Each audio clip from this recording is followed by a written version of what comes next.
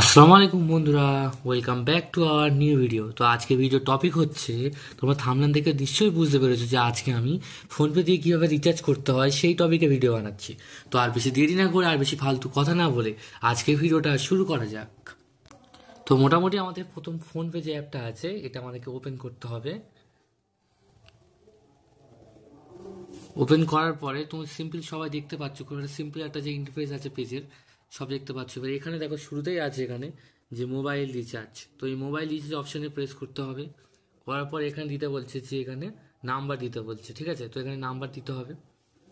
Number দেওয়ার পরে এখানে যে নাম্বার প্রেস করতে হবে, করার পরে এখানে নাম্বার দিতে হবে। তো ধরো আমি একটা নাম্বার দিলাম এখানে আপাতত, একটা নাম্বার দিলাম আমি। দেওয়ার পর প্রেস করতে হবে। করার পর এখানে তুমি কত টাকা রিচার্জ করতে চাও সেই অপশানটা এখানে আছে। মানে এখানে সার্চ করতে হবে কত টাকা রিচার্জ করতে চাও। ধরো আমি 239 টাকা রিচার্জ করব, সেটা আমি সার্চ করব। ব্যাস, সার্চ করলাম। করার পর দেখতে পাচ্ছি পপুলার ট্রেন্ডিংয়ে আছে, এখানে প্রেস করতে হবে।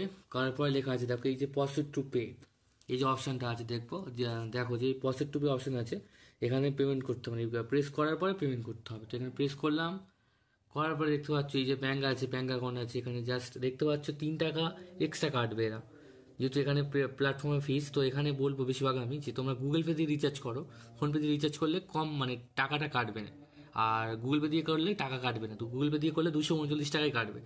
তো মোটামুটি এখানে তো এই পে অপশানে প্রেস মানে এরকম পে করে দিলেই পিন দিয়ে দিতে হবে। দেওয়ার পর এটা ট্যাপ করতে হবে, করার পর রিচার্জ সাকসেসফুলি হয়ে যাবে।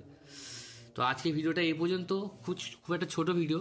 তো যদি ভিডিওটি ভালো লাগে থাকে অবশ্যই লাইক, শেয়ার অ্যান্ড সাবস্ক্রাইব করতে ভুলো না। আর যারা ফোন যদি রিচার্জ করতে পারো না তারা এই ভিডিওটা দেখে শিখে নাও এবং সবাইকে শেয়ার করো। টাটা।